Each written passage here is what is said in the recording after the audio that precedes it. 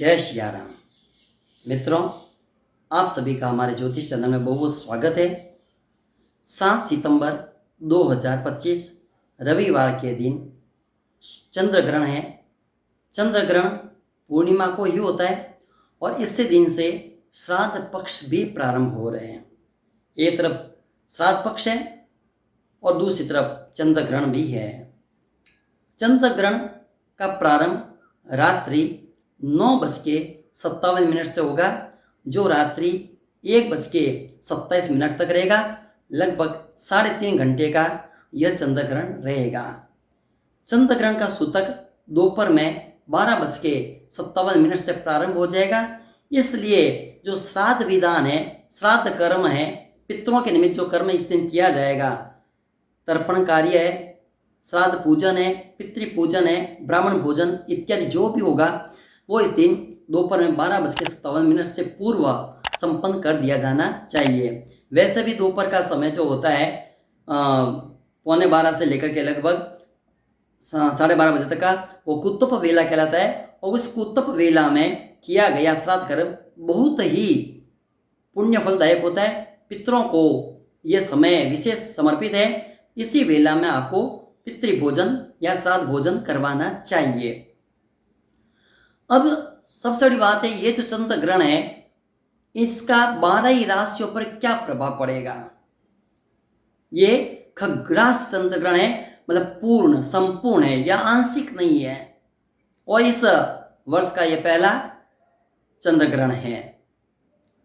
तो 12 ही राशियों पर इसका प्रभाव क्या सब पर अनुकूल रहेगा, सब पर प्रतिकूल रहेगा, क्या रहेगा?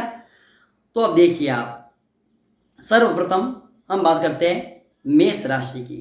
मेष, वृषभ, कन्या और धनु, इन राशियों पर इस चंद्र ग्रहण का शुभ प्रभाव पड़ेगा। अर्थात आपकी राशि के लिए ये चंद्र ग्रहण कष्टप्रद नहीं है। तदुपरांत कर्क राशि, सिंह राशि, कर्क, सिंह, वृश्चिक और कुंभ राशि वालों के लिए ये कष्टप्रद रहेगा। कर्क, सिंह, वृश्चिक और कुंभ, इन राशियों के लिए ये सावधान रहने का समय है। और अन्य जो राशियां हैं 4, मिथुन राशि, उसके बाद में तुला राशि, उसके बाद में मकर और मीन, इन 4 राशियों के लिए ये सम रूप रहेगा। अर्थात न तो अधिक कष्टप्रद न ज़्यादा शुभ रहेगा। अब आपके लिए ये चाहे शुभ है, चाहे अशुभ है, चाहे सम है, चंद्र ग्रहण या कोई भी ग्रहण हो, सूर्य ग्रहण हो, चंद्र ग्रहण कोई भी हो, सूर्य ग्रहण दिन में होता है, चंद्र ग्रहण रात्रि में होता है। और रात्रि का समय व्यक्ति कुछ समय साधना, आराधना, पूजा पाठ के लिए निकाल सकता है। तो रात्रि काल लगभग 9:57 से 10 बजे से करीब ये प्रारंभ होगा। और इसका जो मध्य समय आएगा, मध्य काल जो आएगा, वो लगभग 11:15 के लगभग प्रारंभ होगा। 11:15 से 11:30 के बीच में ये मध्य काल में आएगा। तो जिस समय ग्रहण हो, ग्रहण के समय कोई भी अन्य कार्य हमें नहीं करना चाहिए। ईश्वर की आराधना, भक्ति, स्तुति, जप इत्यादि के अलावा भोजन पूर्णतः अनुचित माना जाता है। ग्रहण के वेला में उस समय भोजन बिल्कुल भी नहीं करना चाहिए। न ही व्यर्थ में वार्तालाप करके या बेकार के कार्यों में उस समय को बर्बाद करना चाहिए।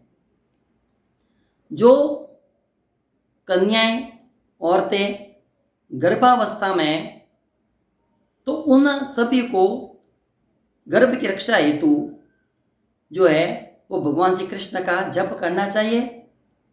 श्री कृष्ण शरणम मम, इस मंत्र का जप करना चाहिए। या जो भी संतान रक्षक, गर्भ रक्षक स्तोत्र इत्यादि होते हैं, उसका हमें जप करना चाहिए। अन्य लोगों को अपने इष्ट का नाम जपना चाहिए। जो भी आपके इष्ट देवता है, जो भी आपने मंत्र साधना ले रखी है, जो मंत्र आप नियमित रूप से जप करते हो, क्योंकि ग्रहण जो होता है वह होता है ग्रहण। ग्रहण मतलब अपनाना, प्राप्त करना। एक अर्थ उसका ग्रसन भी है। ग्रसन मतलब खाना, निकल जाना।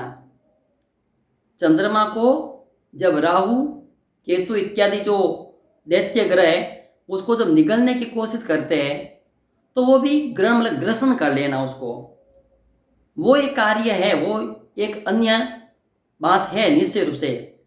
एक ग्रहण मतलब ग्रहण करना। क्या ग्रहण करता है? वो आपके मन के दोषों को, मन के विकारों को, आपके कष्टों को, आपकी पीड़ाओं को भी ग्रसन कर लेते हैं। जिसकी वर्तमान समय में राहु केतु आदि की महादशा चल रही है, चंद्रमा की महादशा चल रही है, सूर्य की महादशा चल रही है, क्योंकि ये जो ग्रहण है वह कुंभ राशि पर हो रहा है। कुंभ राशि पर तो चंद्रमा और राहु की युति यहाँ पर हो रही है और सप्तम भाव में केतु और सूर्य देवधारण होंगे वहां पर। तो इन सूर्य राशि जैसे कि कुंभ राशि मैंने बता ही दिया आपको, इनके ऊपर विशेष प्रभाव पड़ता है। और जिनकी कुंभ राशि उनके वैसा जो है साढ़े साथी भी चल रही है तो उनके लिए ज़्यादा कष्टप्रद हो जाता है। तो आप मंत्र जप कीजिए, चंद्रमा के मंत्रों का जप कीजिए।